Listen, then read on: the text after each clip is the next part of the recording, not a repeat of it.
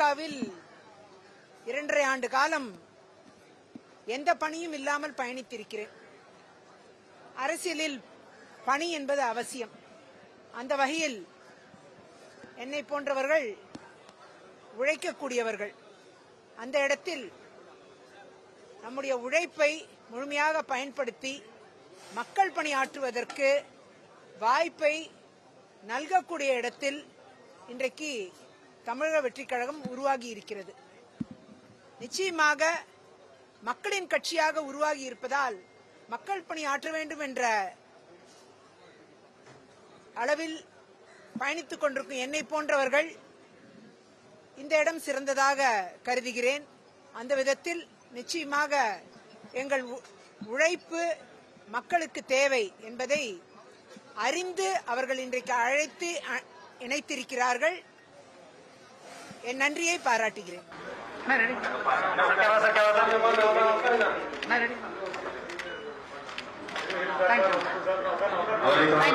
ஊழலற்ற ஒரு தூய்மையான ஆட்சி இனி தமிழகத்தில் தொடரும். தலைவர் அதுக்கு முன்னுதாரணமாக இருக்கிறார். உச்ச வருமானத்தை விட்டுட்டு சேவை செய்கிற மனப்பான்மை இனி தலைவர் வழியில் ஒவ்வொருத்தரும் பின்பற்ற வேண்டும்.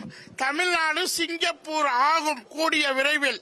ஒரு தூய்மையான அரசுல என்னுடைய அரசியல் பயணத்தை நான் தொடங்கணும்னு ஆசைப்பட்டேன். அதனால தான் இன்னைக்கு அண்ணன் புஷி ஆனந்த் தலைமையில இன்னைக்கு சேர்ந்திருக்கேன். ரொம்ப நன்றி. All India synod of Pentecostal சர்ச்சஸினுடைய பிரசிடென்டாக பணியாற்றி வருகிறேன். 21 ஆண்டுகள் திராவிட முன்னேற்ற கழகத்தில் சிறுபான்மையர் பிரிவில் தமிழகம் முழுவதும் பயணித்து பணி செய்து வந்தேன். இப்பொழுது மக்களின் திருச்சபைகளின் நலனுக்காகவும் திருச்சபையின் பாதுகாப்புக்காகவும் தொடர்ந்து தமிழ்நாட்டை கடவுள் ஆசீர்வதிக்கும்படிக்கு கடவுள் எழுப்பி தந்திருக்கிற தாவேக்காவுக்காக நம்முடைய தலைவர் விஜய் அவர்களோடு கூட இணைந்து கட்சியோடு இணைந்து தொடர்ந்து மக்கள் பணி செய்வதற்காக தாவேக்காவில் இணைந்துள்ளோம்.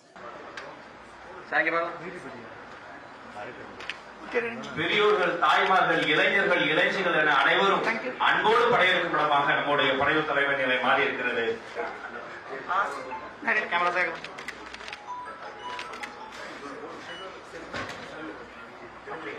வாழ்த்துக்கள்.